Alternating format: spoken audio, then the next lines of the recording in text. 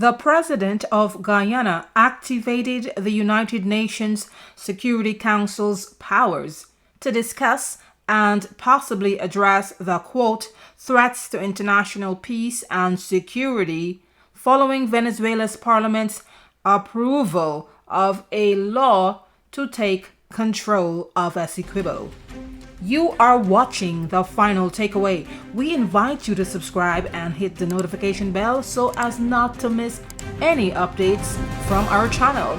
Big shout out to the additional 44 subscribers who joined us within the last 24 hours. All of our subscribers are the reason we continue this channel. You can also show support using the Super Thanks button below the video. Let's get back to business. President Irfan Ali of Guyana requested the UNSC's involvement on April 5, 2024. That's the United Nations Security Council's involvement by way of a letter to the Council. Ali was able to take this step by acting on the country's right as a member state of the UNSC to seek a hearing from the Council on any situation, quote, that may lead to international friction or give rise to a dispute. Guyana has this right under Article 35(1) of the United Nations. The United Nations Charter is a set of laws that help protect international peace and security in and between countries that have signed on to the UN as members of the United Nations. The urgent situation creating a real threat to Guyana is Venezuela's approval of the organic law for the Defense of Guayana Esequiba. The law, signed in Parliament last week, paves the way for Venezuela to carry out its plans to seize Essequibo from Guyana and make it a Venezuelan state. Venezuela does not honor the 1899 arbitral award which settled this dispute over Essequibo. We scoured the Security Council's website for a press statement or an update on the outcome of the meeting.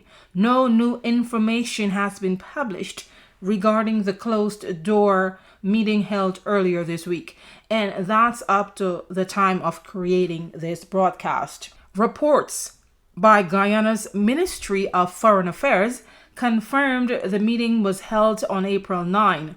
Assistant Secretary General for Europe, Central Asia, and the Americas, Miroslav Jenka, briefed the Council in the presence of representatives for Guyana and Venezuela.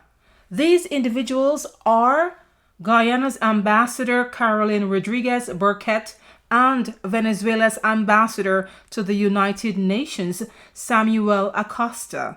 Ambassador Rodrigues-Birkett, who's also Guyana's permanent representative to the United Nations, spoke on behalf of Guyana. She highlighted actions by Venezuela that go against the decision of the International Court of Justice, the Argyle Declaration signed in St. Vincent and the Grenadines between these two nations in December of 23, and also international law in general.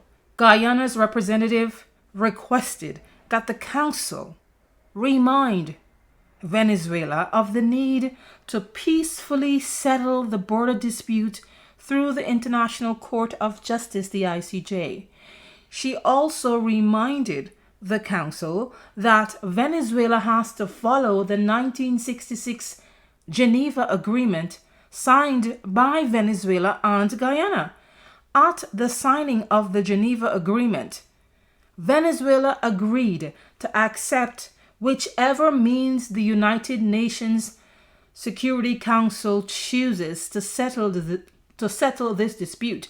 If the two countries were unable to settle it by the means stated in the agreement within a period of 4 years. Of course, there was no agreement, which led to the UNSC selecting the ICJ, also known as the World Court, to make a final ruling on whether the 1899 arbitral award is valid. When the court comes back with its decision, this will settle the beef Venezuela has with Guyana and hopefully end the bad blood between the two nations. Rodrigues-Birkett reminded the Council of its responsibility to ensure Venezuela respects international law under the UN Charter. Guyana, she says, remains committed to peace, the rule of law, and solving the border controversy through the United Nations Court, the ICJ. And a bit of a backstory for you guys. If you're new to this channel or recently started following the Venezuela versus Guyana border dispute related to Essequibo, here are some key facts about the controversial issue.